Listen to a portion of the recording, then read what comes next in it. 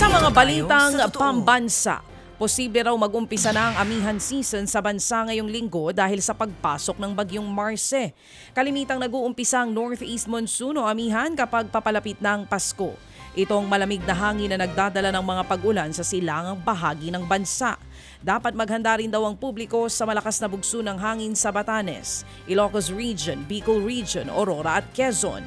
Hindi rin isinasantabi ng Pag-asa ang posibilidad na mag-iibang direksyon ng bagyo, kaya't pupwede pa rin daw itong maglandfall sa Isabela. Bukas naman daw ang Pangulong Bongbong Marcos Jr. na paimbestigahan ang mga flood control project sa ilalim ng kanyang administrasyon. Ayon po sa Pangulo, napapanahon na para busisiin at pag-aralan ulit ang nakagawiang sistema sa pagtatayo ng mga flood control project sa bansa.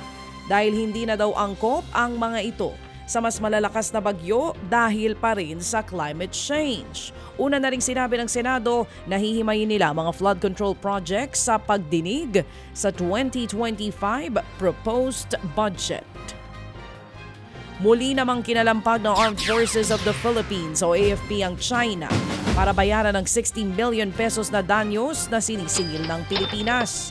Kaunay pa rin yan ang paninira at pangaharas ng China Coast Guard sa mga Pilipinong sundalo sa Ayungin Shoal noong June 17. Ang kapal ng mukha niya! Matatanda ang isang sundalo natin ang naputulan ng daliri at ilang armas at gamit din ang inagaw at sinira noon ng mga Chinese. Ayon po sa AFP, malinaw na responsable ang China sa nangyari.